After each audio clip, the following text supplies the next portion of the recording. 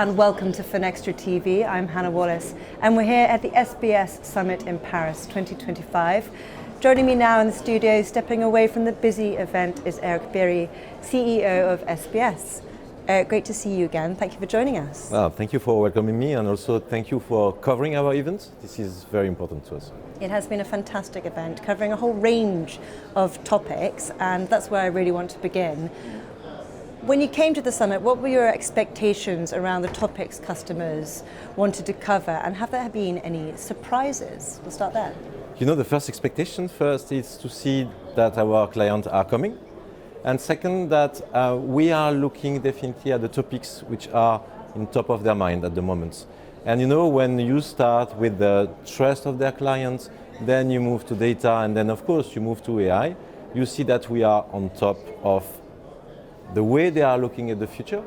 And so, surprise, I've won. Many times I'm expecting that my clients are running faster than us, because I think personally that they know better their business than I know.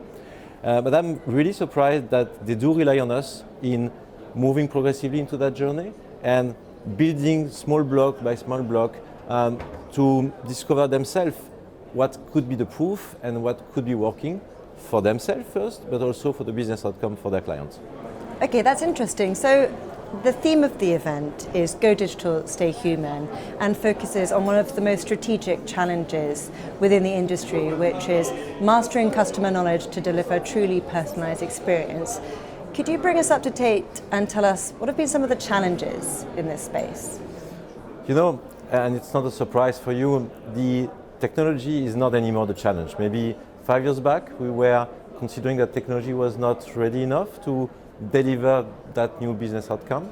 Today, technology is not the challenge. So meaning that the way the company, the bank, the financial institution is looking at their process and looking at their strategy is now making a difference. And that's where we consider that when we want to give more hyper-personalisation to the services they will provide to their clients, and if at the same time they continue to apply their traditional process, which is a campaign for this in January and a campaign for that in February, you see that it's not working. So even with the best technology, the mindset of the bank has to change. And for us, this is making a difference. Reason why we need to stay human. If we are not human in the way we are anticipating that interaction, there is no benefit. Some sound advice there. And it does beg the question of balance as well. How do we achieve the right balance between the demand for smarter, more seamless customer experience with the need to preserve the human element, trust, and also security? So these are three topics which are, let's say, against each other, I should say. So on one side, you have the client behavior. So I personally, I'm expecting to have a super seamless experience, and I don't want to see the bank asking me every day something about the KYC, or even worse, to print a paper and to come back to them, right? So that's our expectation. The key question is the bank ready to provide that seamless experience? So first, their systems are not completely ready to do it, so there is a limitation between what they would like maybe to bring. And if they do accelerate, then of course they need to make it feasible on a secured way. And when they want to develop fast, having that system 24/7 fully secured is then becoming a challenge. So as you're saying, we need to protect first the security. That's by default, otherwise the trust is broken. Second, the client behavior will continue to move and faster in the future. And the bank has to continue to run behind and secure that progressively they will be delivering that service. So it's like you're saying, it's a balance.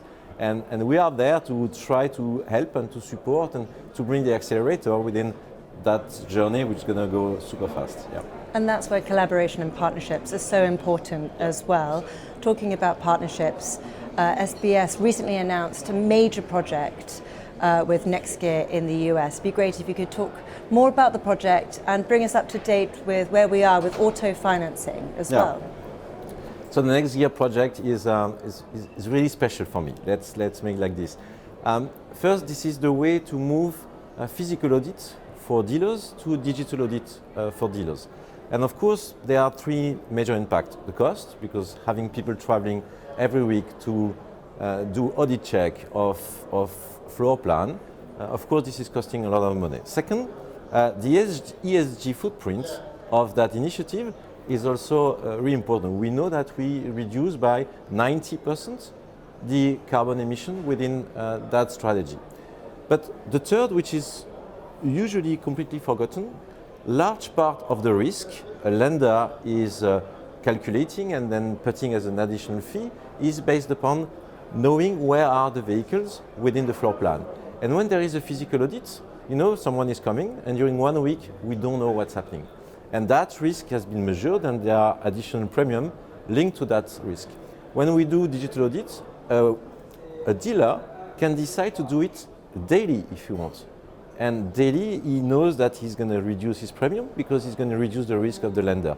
So for this reason, I think that that program is really, really important to us, to next year also.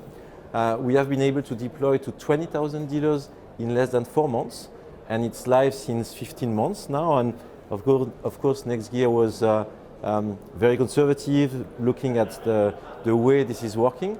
You know, from a mindset perspective for key players such like next year, it's a massive shift. The traditional physical audit, especially in North America, is there for the last 40, 50 years. So moving digital is really a major shift.